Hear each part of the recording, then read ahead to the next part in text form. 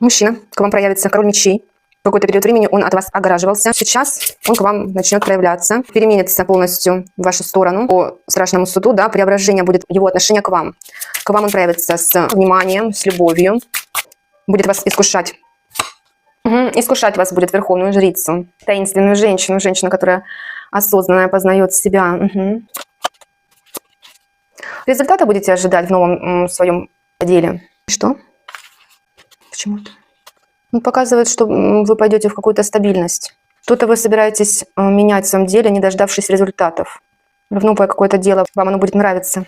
Будете его оберегать, чувствовать себя гармонично.